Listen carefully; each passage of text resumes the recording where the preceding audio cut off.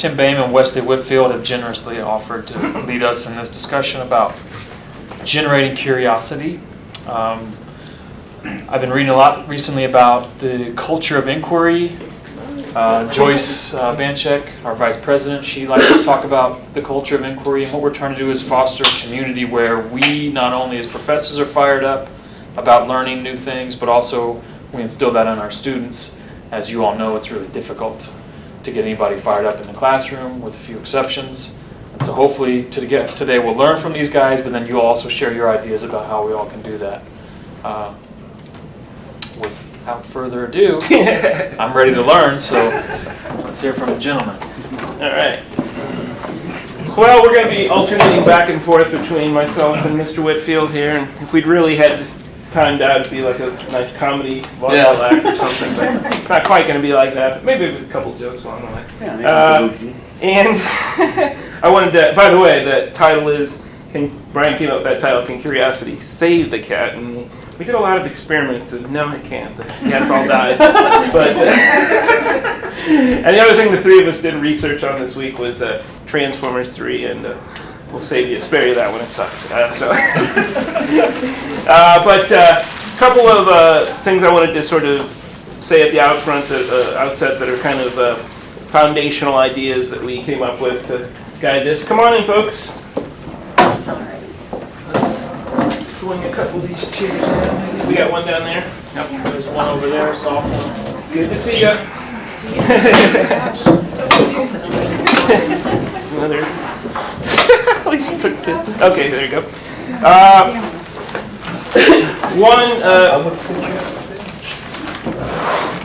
We started with the idea, and I guess I just say this in a lot of different contexts, that one thing we have to keep in mind when we're talking about our students and us is that we were different kinds of students than when back in the day. We were the kinds of students that would eventually become teachers, and I think that usually carries with it a different kind of curiosity level, and probably usually a come on in, folks.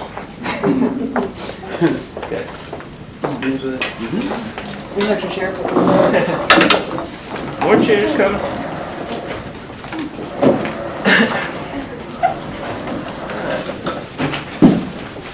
Glad to see you all here. So yeah, I know I at least had curiosity beyond just English. In fact, it wasn't clear to me that English would be what I would be studying. So I was interested in several different subjects. Could have gone different ways, and maybe not every teacher's like that. Maybe there's some that they're focused on this, and the rest is I'm not curious about that at all. But we wanted to sort of just remind you of that fact that we do have to think about generating curiosity. It's not, we can't always say, well, I was like this as a student, so why aren't more students like this? The other kind of key concept we wanted to work with today was, it was hard for us to think, there's no magic wand to say, now you are curious, just like now you're tranquil, or now you're whatever. Nobody would be awesome if it was. Yeah, well, It'd be cool. And we honestly didn't find a lot of resources. I kind of relied on these two. They've read a lot of stuff on teaching textbooks, but we just didn't find, we found stuff a little bit towards the end. It didn't help us in time, but I guess what we thought of instead was the notion of that empowerment and empowering students leads to curiosity, or at least it creates an environment where curiosity can flourish. So we're going to be working with that idea today. And then I just wanted to give props to Trish Loomis, because she left a little book behind called The Soft Revolution on the table in the faculty room, and I at least got a lot of ideas from that book, and some of, a lot of the ideas we work with today will be from this book, The Soft Revolution. It's by Neil Postman and Charles Weingartner, and Wesley. Oh, well, thank you for coming here. I am very, very excited when I'm in the classroom, and it seems that every semester that goes by, I feel like more and more of the students are actually gaining that. But like he said, I have no real clear way of finding out whether they left curious or not, except for the few people, which actually increases every semester it seems, but the few people that come back and say after the class is over that, hey, I've been looking up on Google and I've been checking all this stuff, I'm really curious, and I find out that what you taught was transferring to another course, and I actually have more curious now because I see that it matters. But when Tim and I were discussing this idea, and when Brian shot this email to us about this, it just seemed to me, like he said, I remember when I was an undergrad, it seemed like all my advisors that I ever had were always trying to keep me from taking other courses that I didn't need because I was so curious.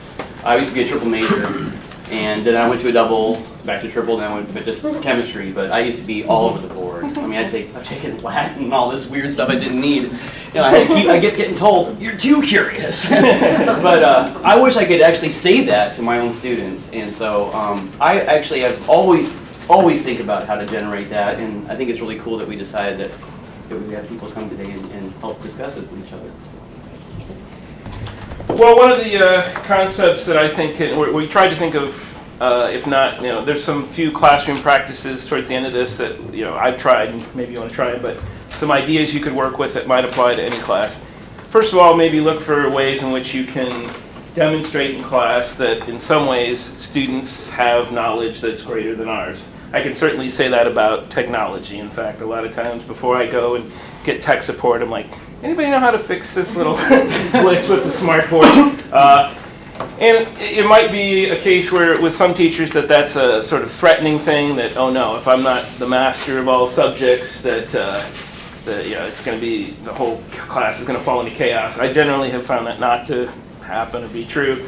And in fact, I think it kind of gets rid of this notion that I'm the all-knowing teacher, you're the know little to nothing student, and that too that feeds into the empowerment idea. So one thing I do to sort of let that happen is occasionally they bring up things that I don't really know about, and I ask them more questions about it. Earlier this semester, one of my students mentioned, which somehow got on to talking about music, and one of my students mentioned something called dubstep. Never heard of it, didn't have a clue about it. I'm like, well, what is that? And so they described it, and they described like what they thought was a good example of that form of music.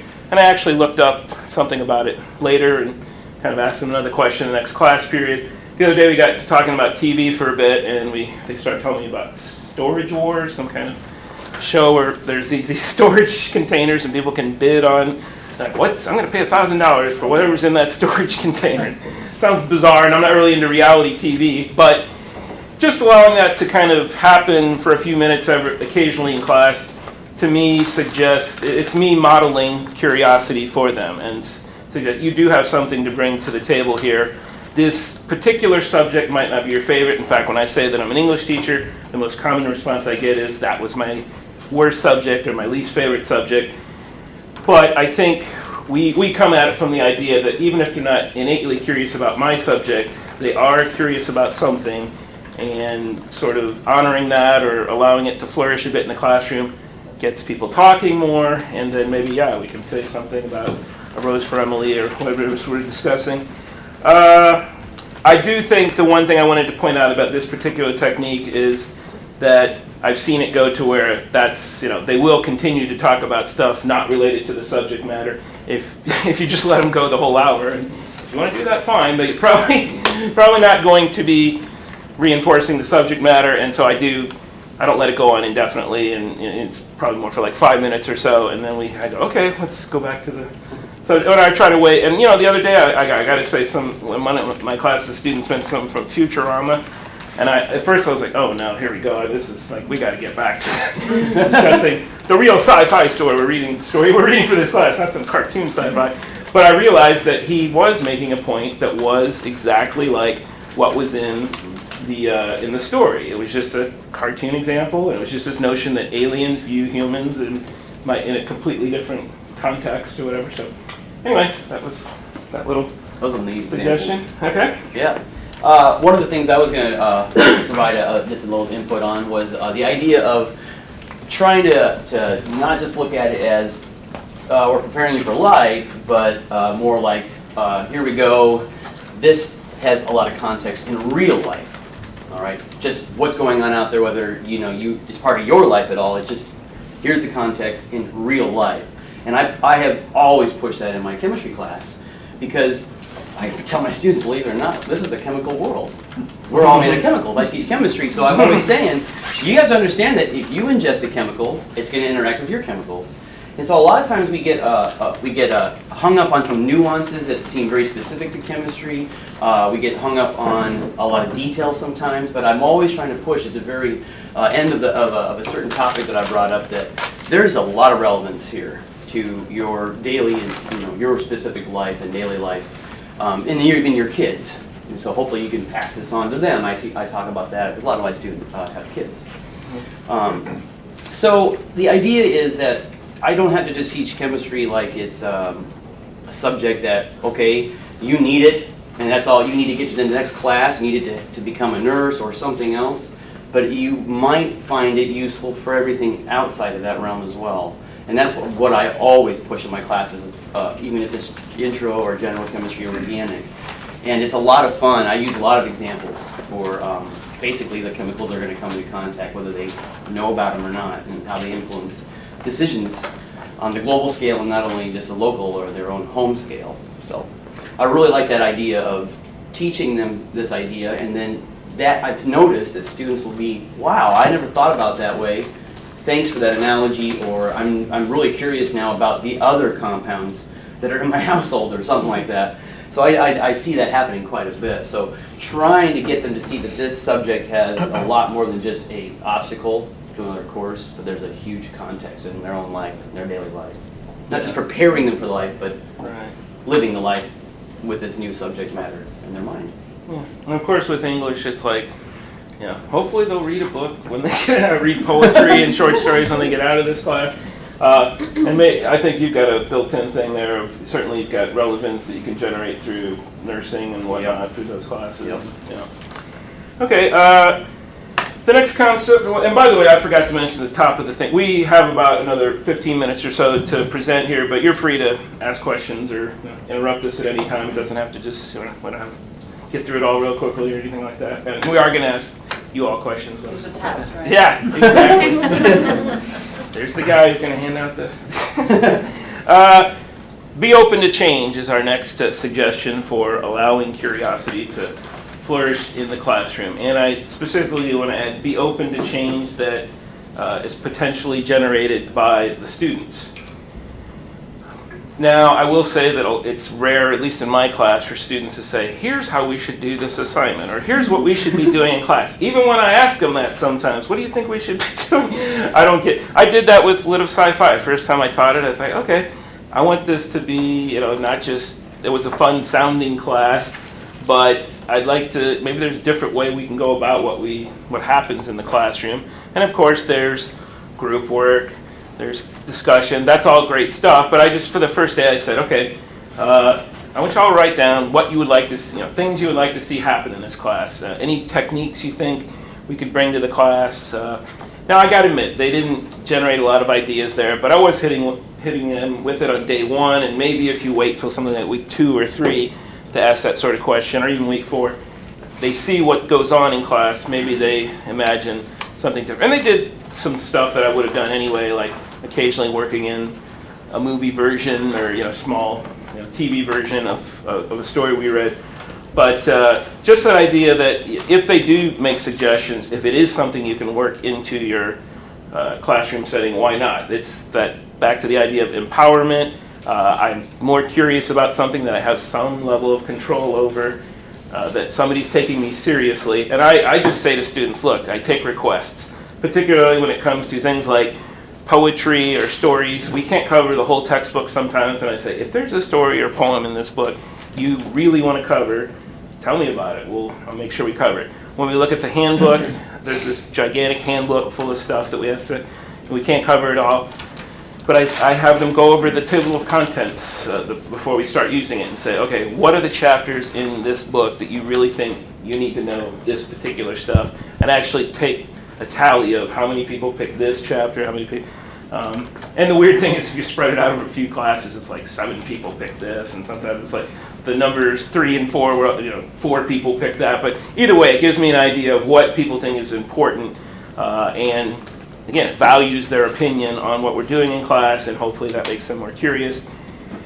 The other thing we have to keep in mind, and Wesley's going to talk about this a little bit more later with the whole idea of us being curious, but that is, I think, a big part of them being curious, that they're going to pick up on it if we come in just sort of like, here it is, another day of comp. And having taught something like Comp 1 for like over 20 years now in some fashion, I must admit sometimes it's hard to come in there a lot of enthusiasm. We're like, yeah, I'm so curious about what we're going to be doing today. I know what we're going to be doing. I've been doing it for a while. So actually this semester I did try to think, and it wasn't in prep for this at all, but I thought, okay, I've taught the same kind of narrative, description, all this stuff for a long time. What if I did throw out all that and devise new assignments that still fit the parameters of the course, still fulfilled whatever modes they have to write in, but made it fresh for me and actually introduced topics, pop culture related stuff that made it interesting for them. And I find that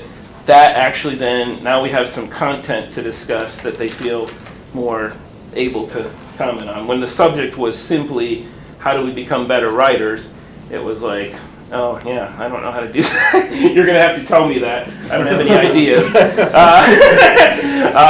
When we actually have content to discuss that they do feel confident saying something about, then we have more curiosity. And so, like I said, if you, maybe even a suggestion box or something, I sometimes tell students, look, I really push the office hours. If there's something you just want to tell me in my office hours sometime about something we're doing in class that you either think is, could be more effective, or an idea you have for something we can do in class, I'd appreciate hearing that. I don't say it enough, but I do say it occasionally in class, and it's worth a shot. Yep. Well, it's interesting about the empowerment thing, which is a really important idea of trying to focus in on that and getting your students to understand that they can be empowered, and that we care about that happening. But one of the interesting thing was, I know I'm curious, okay? So I know that there's semesters, I have had certain semesters where, I don't know, something went wrong the whole semester for one particular class. And so I enter the next semester class assuming that they're not going to be curious this time like last time. And that's like the opposite of what you want to do. You can't assume that. So, at least not forever is what he wrote on here. Yeah, not really forever. smart to think about. But automatically assuming that they're not going to care about your subject is a really good way to like squash the potential for being curious, right? If you come in, like, I don't know, but I just kind of mention like what I do sometimes on the first day to make people feel that this is a great place to have like wonderment. Is I'll actually get into class before semester starts, and I'll just sit in a chair.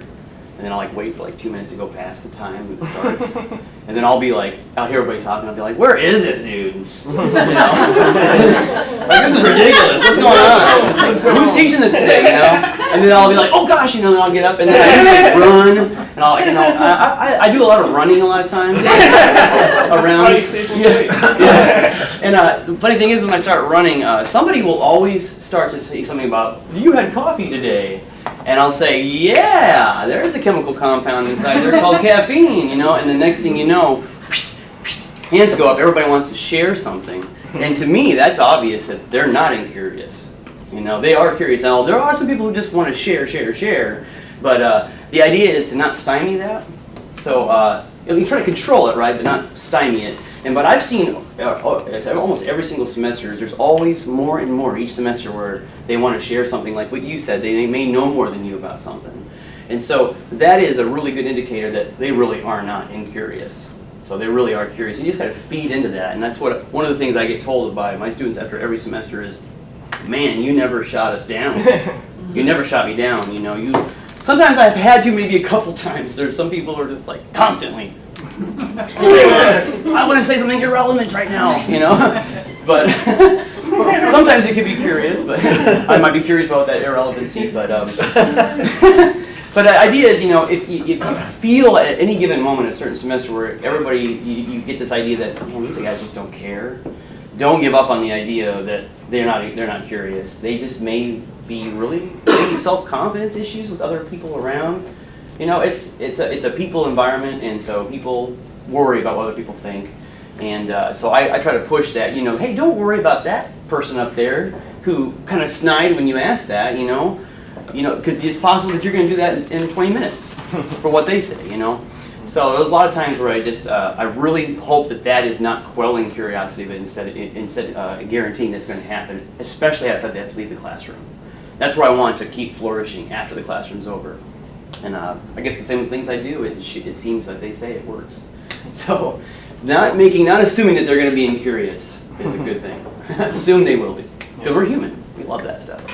It's funny, it just reminded me of an instructor I had once who didn't seem at all that concerned that whether we were curious or not, or whether we ever talked in class. He would just kind of drone, and he actually was a nice guy, but he would just kind of drone on a lot. And one time, I ventured opinion, nobody else says anything. He's like, no, I don't think that's it. He just goes right on to discussing. So yeah, you have to be, and occasionally I listen to an interpretation of a poem that I want to say something like that, but you have to find a way to kind of keep the discussion going and maybe say, okay, I'm going to play devil's advocate here or something, or is there a way you can support that opinion, and they have to think through it more.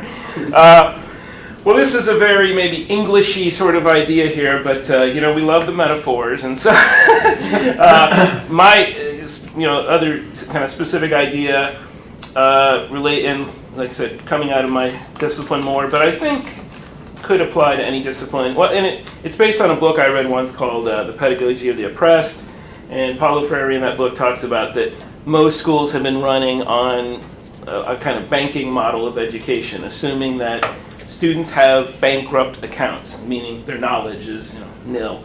And teachers, meanwhile, have all this knowledge, it's currency, and they're going to fill those accounts, and then they go forth and become masters of the universe or whatever. He obviously, that kind of approach, first of all, it makes the student seem way down here and I'm way up here, as we've been trying, so opposite of empowerment. So I've been thinking, and this is something I'm trying to do more in my class. I've done it over the years, but I just don't think I've done it enough. Coming up with some new metaphor that we can not only act as if this is true, but tell our students about it, structure our classes around it. One thing I've come up with is the community model, and that might have been something I got from Freire, just that we're a community here. Think of me as the community leader, your community members. Maybe instead of having class sessions, we're having assemblies like the town hall or something like that. I don't know if that does a whole lot, and I certainly have not done enough with it to really make it a transformative thing, but I do know saying something that at least opens the door to, I'm not going to be way up here with all the knowledge, and I'm not going to, if we discuss a story or poem, give you the one correct interpretation after you've given all your wrong interpretations. So, this is the only time I'm going to read to you, but I did have a quote that I liked about the whole importance of metaphors. That Kenneth Burke uses the term terministic screens, that we see the world through this screen of the metaphor, the terminology, the symbols we have in our head. So in a way, sort of that metaphor becomes reality, and the changing it part is really the difficult one. In Soft Revolution, they say, all substantive change, whether it be of institutions or personal beliefs, derives from changing one's metaphors for what one is doing. And that is perhaps the most serious obstacle to education change we now face. It is extremely difficult to conceive new metaphors for learning, far more difficult than it is to proclaim that the old ones are inadequate. Some other possible metaphors, if you don't like the community model, I just thought of a couple more. Just the idea, I know Freire, he gets a little out there, but he says, education is about love, so he's talking about like friendship, that we're working together in this thing, we're in it together. Maybe like a UN General Assembly, I don't know. Do they run great? I don't know.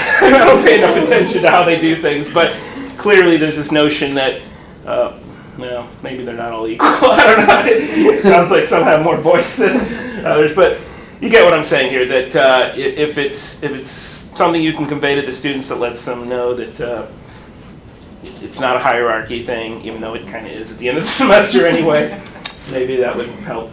Yeah, actually, I wanted to speak on that friendship thing, and I know that some people think that befriending students is sometimes a dangerous thing, or maybe not appropriate, but.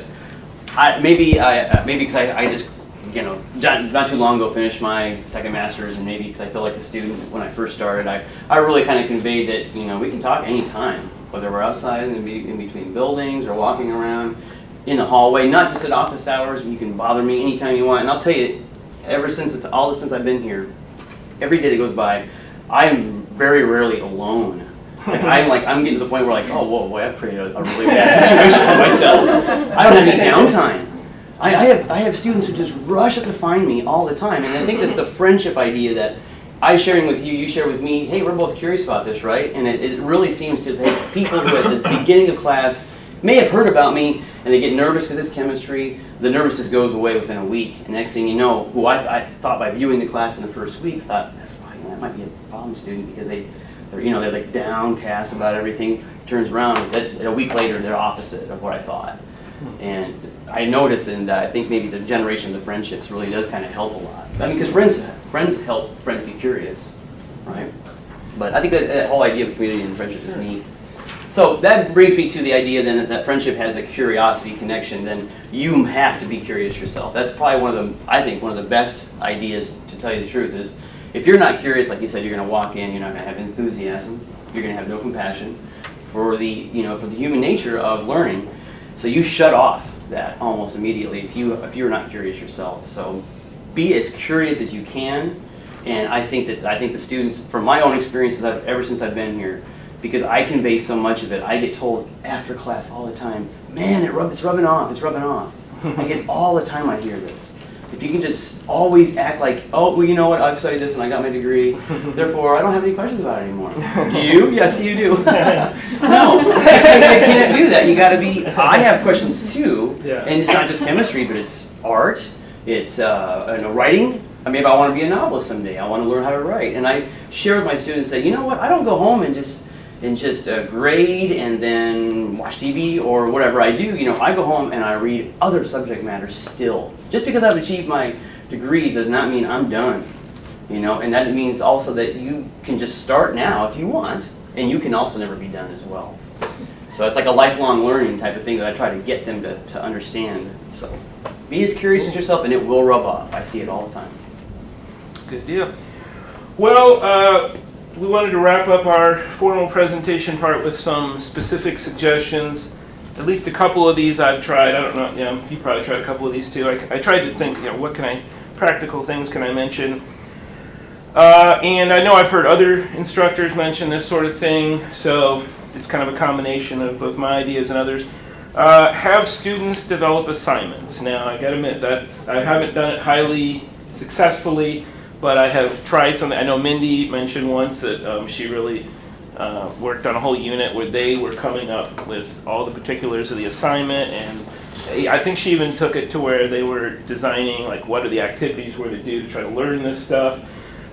This book, by the way, goes much farther than I think any of us are prepared to go, and suggesting stuff like just shut down the university for a year, and or the college for a year, and we'll just reconfigure the whole thing. Yeah, obviously that's not going to happen, but so having them develop assignments, one thing I do routinely when I have a test-driven, especially essay-driven thing, this really just came out of not really me wanting them to be more curious, but me just reading essay responses where it just sounded like they totally freaked out on the spot and just, the brains short-circuited when they read the question for the first time. So I was like, okay, you all are coming up with the essay questions, and you can do that however you want. You can either say, okay, we're going to do 4 questions and they're all going to be on the exam. You do 2 of them, or you can say, look, we've got 4 questions here, and I'm going to pick 2. I'm not going to tell you which 2, make them study more of the material. But I've certainly found that at least they were devoting more time before the exam to being, thinking about what am I going to have to say when I get in that moment. I tell them they can't just turn in like an essay they wrote, but they, at least when they show up, they have something to say. And I also tell them I want at least a page handwritten in response, and you will almost never get that. At least I don't, when I just spring a question on them that I've come up with in the moment. It's just like, again, short circuit most of the time. But yeah, like I want a page on each question. They don't get it done. Another thing, questions you could ask them to generate curiosity. How about day 1? We talked about this notion of, are you curious about what we're doing in this class? Now, it's a dangerous question to ask in Comp 1, but I think I'll do it anyway.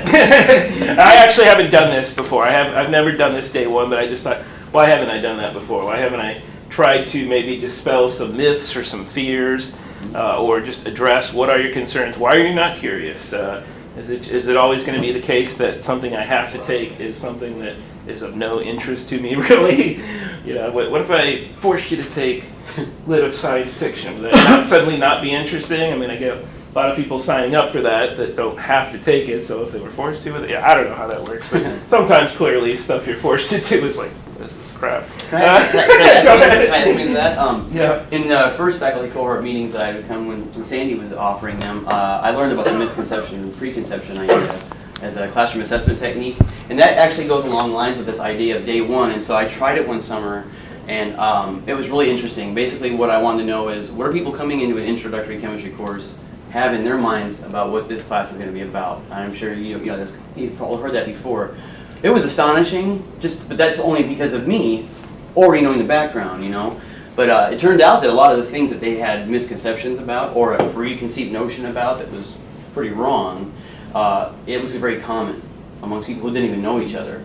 And so that's why I think it's really cool that he said, ask on day one, what makes you interested in this subject? Now, a lot of times you're going to hear, oh, I have to get in the nursing programs, I have to get a C or higher in this class.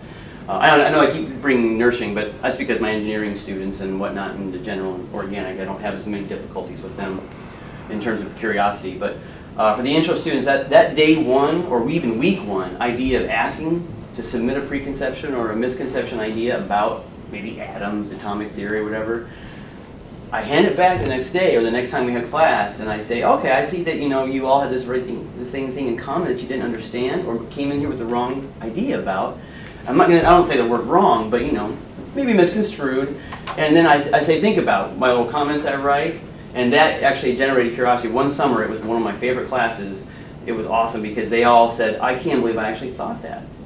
Like, I don't know where I would have thought that. Why did I learn this? Now I'm curious to find out why I had this misconception. And it was a really whacked out summer. It was so whacked out that I just had to share this cute little thing. At the very end of the summer, the last class, I came in and everybody was sitting in their chairs and everybody had a Diet Mountain Dew on their desk. I'm like, that is really odd, but I didn't think anything of it, right? Like, this is weird. And I didn't think anything about it after that, and I started wondering what was going on since no one ever opened any. At the very end, somebody brought the container out and they all put them back in. That was my gift at the end of the semester. Because they loved the fact that I always had the same pop every day. But I really connected with them that summer, and they actually, a lot of them said even later, that first day with that misconception, preconception idea was awesome for them. And that really made them interested.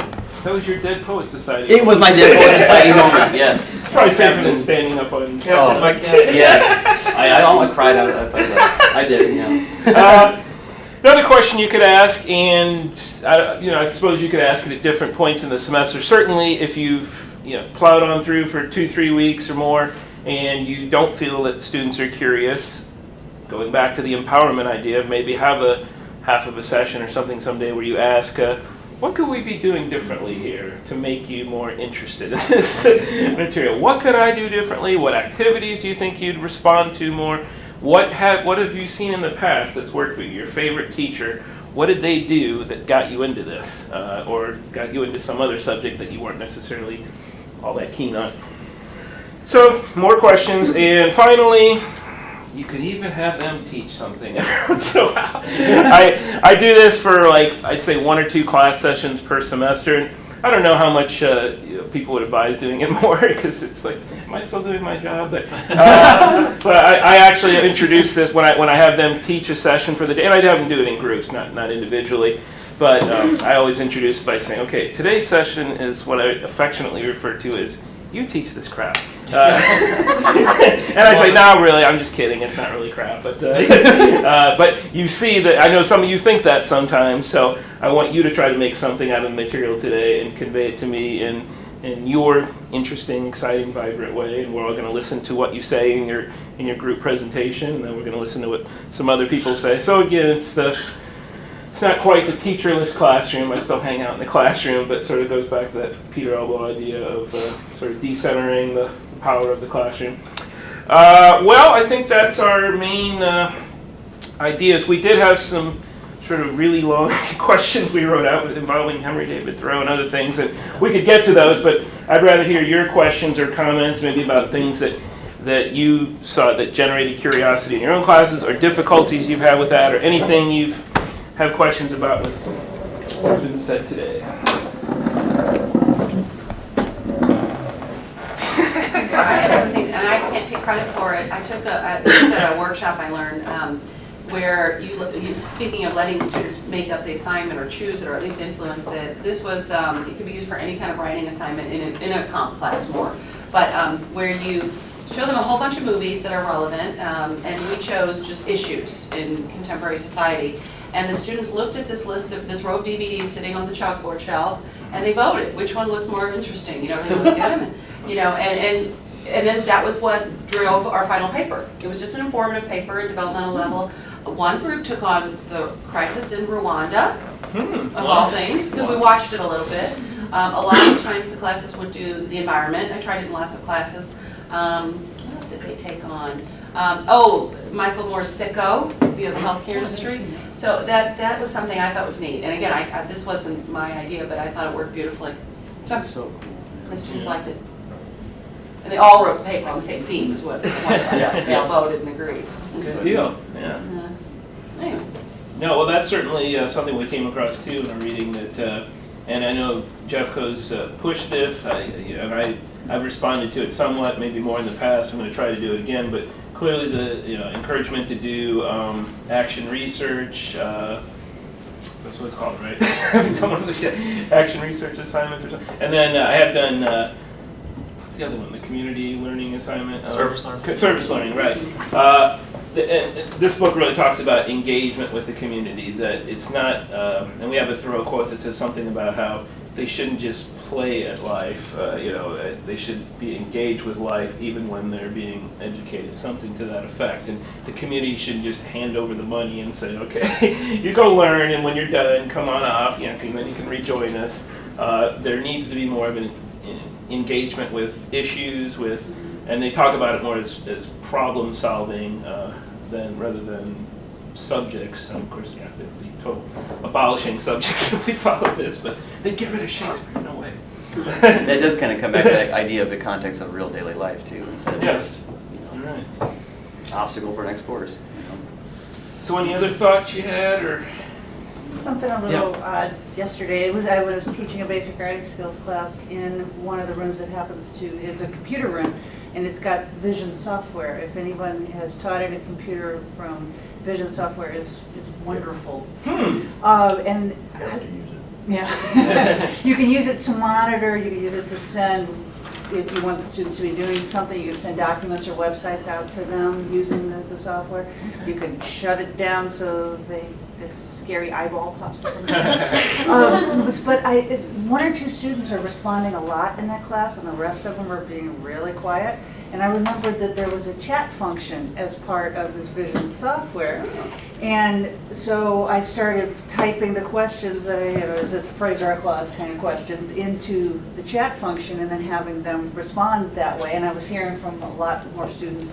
Now, that losing control idea, you can imagine having a room full of students losing it didn't. Inappropriate, but I did lose control quickly of. And then I remember there's a way that you can actually have them type their names in. Otherwise, it's just the number of the computer. But you can actually have them type their names in, and then so the ones who were too shy to speak up. So the whole class can see it? Mm-hmm. Chime in? That's neat. In Vision software also, you can use it like clickers, and so that way, I can imagine all that text would be overwhelming, but I think you can is this a clause or not, yes or no, and then you can they can vote, and then you can, show the chart and everything.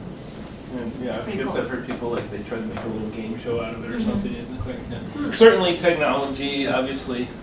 I've said in the past, I'm not taken with your little gadgets. I don't want to see them in class, but I gotta change you. And I'm trying to inch slowly into the 21st century here, but yeah, I realize that they're just so fascinated with the technology, or they're at ease with it at least, and so that clearly, the different methods you can use to engage them with that is going to be continuing evolution. Also with Vision, just the general idea of what's on the instructor's computers can be on everybody else's. So I teach a lot of programming and technical ideas, and the students that are sitting in the back row, they could be on the internet rather than looking at the big smart board. So that definitely helps to make sure that at least they're looking at what you're talking about. And the whole idea of the class participation is fantastic. Me as an instructor, I think the years that I've I think I started teaching probably maybe 14, 15 years ago, that class participation, to me, is the most important aspect of the classroom, particularly in a concept like this, where, you know, we've got to assess whether, hey, they really know what's going on. You know, we can argue all day the points of lecture versus listen, but, you know, it's, Right. you know. Well, and yeah, I just remember I was the kind of student that was, for some reason, fascinated by the old school instructor who just talked the whole time, and Right. they never asked us to talk at all. Just filling page after page. Me too. But yeah, a lot of my fellow students weren't doing that back then, and I'm sure even less would be doing it Right. these days. And there's got to be that engagement. Right, so again, this, you know, vision software, Yeah. that timid student that doesn't, is Mhm. afraid of their voice. Oh yeah, yeah. It's Cool. It's fantastic. I just want to reiterate what we said before the start, because some of you came in a little late. The reason we got this going is because we're trying to move away from the idea of performing for grade, and that's the only way that students become interested, because they know they have to attain some sort of level of participation, and move them into a sort of environment where they think, this is knowledge that I can use, and I have knowledge that they can use. And it's not just about grade performance anymore, it's about becoming a community of learners. So the next thing I want to say is it's really hard not to get fired up watching these guys up there, right?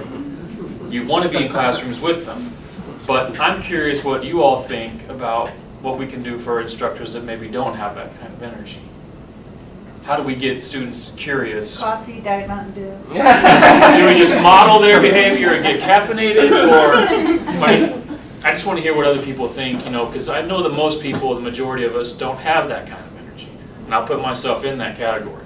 I can't perform like that, or maybe I could, but it would require stimulants.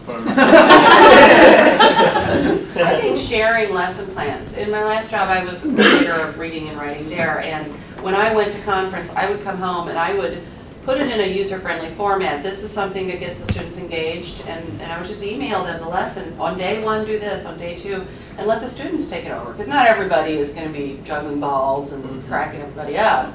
I'm boring sometimes. But it's nice to lean on a lesson that's laid out for you, so, it's done ahead of time. So share with your department. Yeah, clearly there's certain things that just, they work better and get people engaged more, and so gotta be collaborative.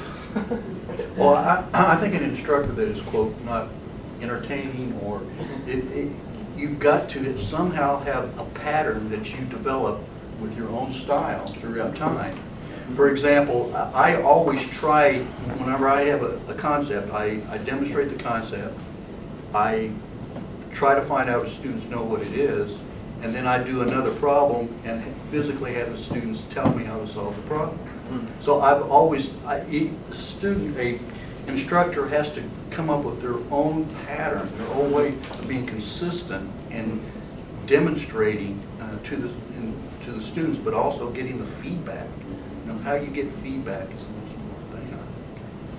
I definitely think working within your own personality and character type or whatever. I mean, I know I tried to be a different kind of teacher earlier on, based on what I'd seen or whatever, and I realized after at least a year or two, whatever, that this isn't working. This isn't really who I am. Right. I've got to, and not that I'm fully who I am, at least not who I am at the bowling alley. but it's. I guess for me, it's that idea of that I'm a human being here, and not that I share all my problems with them or anything, but yeah, we're a community. We're all human beings trying to learn something. They love that. Yeah.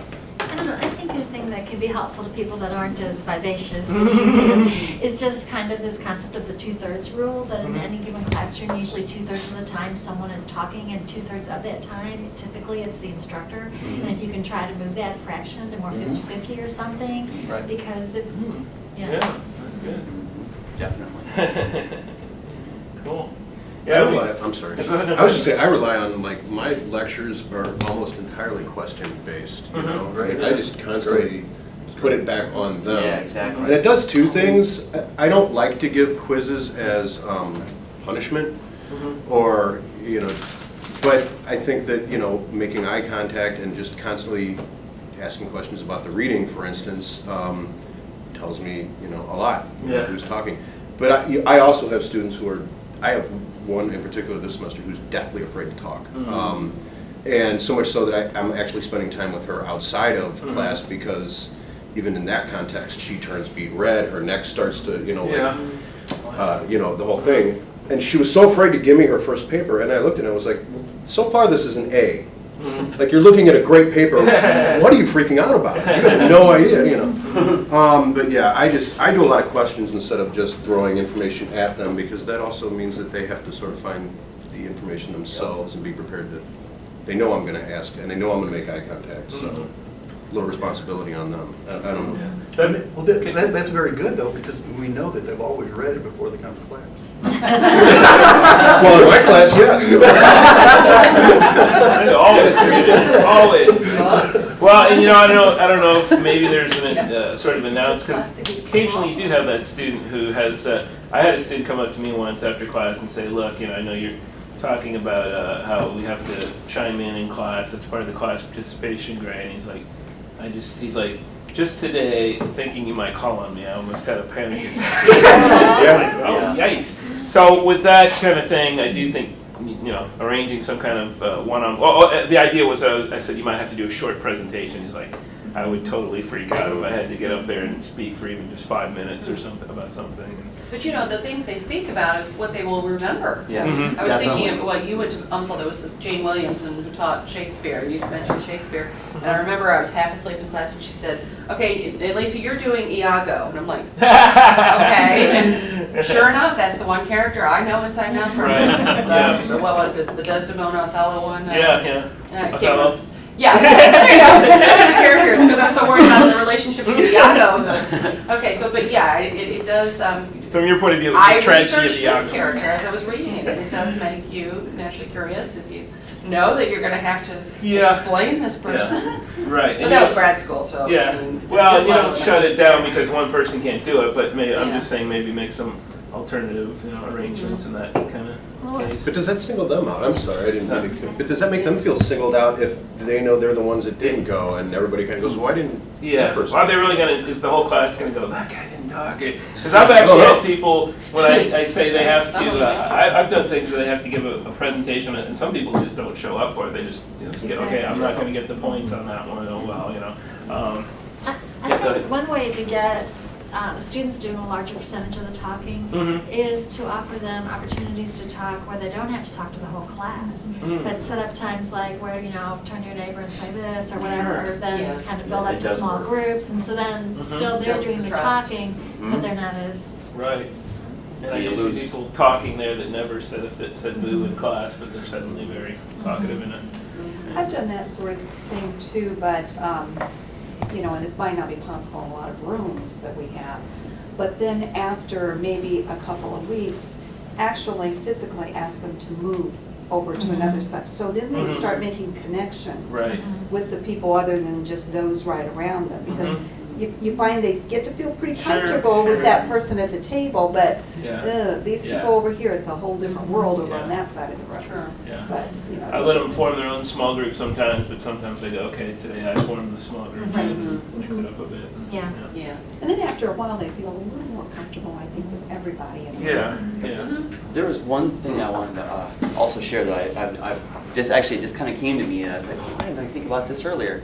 But I'm not, and this is the statement isn't in assuming that no one does this, but I really make it a point to memorize everybody's name. Doesn't matter how big the class is. So by week 2, I have everybody's first and last names down. Wow. Yeah, it's weird. It's weird. I can do up to 50. It seems like. By the end of the semester. But remember every day of your life. I'll tell you what it works though, in terms of curiosity, is that people will start noticing, holy crap, he knew that person's name. how do you do it? What's your Yeah. technique? I do a First facial or a color on that first day, and for some reason I make a mnemonic between the facial expression I saw and then the name, the letters in the name. I can't describe it. It's something that I don't know. Sounds like a gift to me. It's creepy. It's That was a creepy. great book. That You person got it. knows It's where creepy. you have it. And you remember that once the semester's over. Yeah. Oh yeah. I have them all still stored I'm up like, here. semester's been over But- for 2 weeks, delete, you know? But what I've noticed is that when when students realize I memorize everybody's names that fast, they go, how did you do it? That's. And then I said, well, you know, I did not hear the story. if you got stuff you have to memorize information about, maybe you can come up with your own technique. And next thing you know, they're curious about how to do that themselves. So that is like, even it has nothing to do with the subject, it does make me curious. Clearly making How do the you do effort that? is, And they all wonder, like, how did that happen? I do that too. And next thing you know, they've come up with something like Brinkelhoff. I It's a cute tried little to tell, I love what acronym. you guys said about just enthusiasm for learning in general. And in the past, I used to have students talk about, oh, we got off topic. And I try to now preempt that by saying that, and maybe that is a luxury that we might have in English, that we're, such generalists. But to be able to, I'll tell students, I think all learning is good learning. So Yeah. if you raise a question in class that's not 100% related to what we're doing, and I go Google something and we all learn something together, that's great. Yeah. But I don't know if that's a luxury that a math class would have as much. No, it's a bit drier. So Imran, you're right, but how do you get them fired up every day, or at least once a month? Well, it's very simple. We have classes they have to complete for the degree program.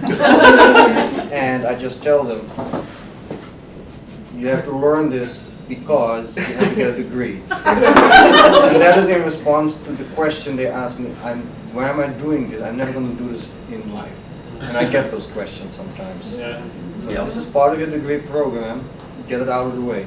It trains their brain to learn other things. Well, they don't see it that way. I know. They think that they are there because it's a punishment.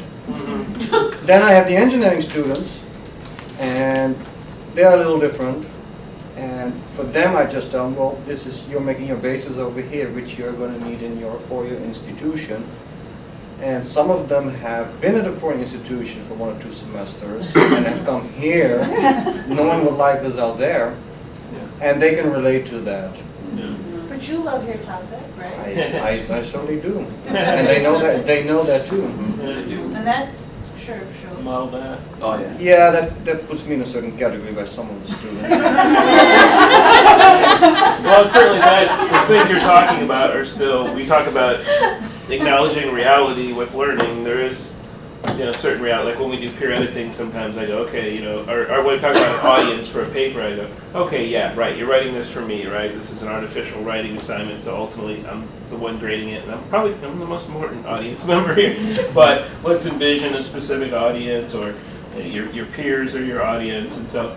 But yeah, that reality of being prepared for the next thing is, for some people, that'll be like, oh yeah, I really do need to know this. Curiosity factor, I don't, But that brings up another point, the idea that for a certain type of adolescent, immediate post-adolescent, it's not cool to be excited about, well, anything, but school in particular, so that we have to fight that perception as well. Yeah, I have some of those students, but then I just tell them very clearly, look, this is no longer a high school. You're in college now, so just grow up, take your diaper off. I know that what you're talking about, but I don't tolerate that here. That's the real daily life. Yeah, I mean, in those very standard classes, when we talked it before, that they really give you a look like, it's your fault that I'm here. That kind of mentality. You get that sometimes, yeah. And then they take your 8 o'clock class, and then Oh, you yeah. they fall asleep. Oh my gosh. Well, what do you think, what sparked your curiosity to even go in that subject? Math? Yeah. Well, it was my second choice. I was very much into either math or chemistry. Yes. And Sorry. the problem was that when we had a chemistry lab, that we were doing some kind of things, and I didn't clean up my mess, meaning that I left in the sink some kind of a substance containing sodium. So when the cleaning lady came to clean everything out, somehow in my sink that was labeled with my name, water came in contact with sodium, which is not a very good thing. Uh-oh.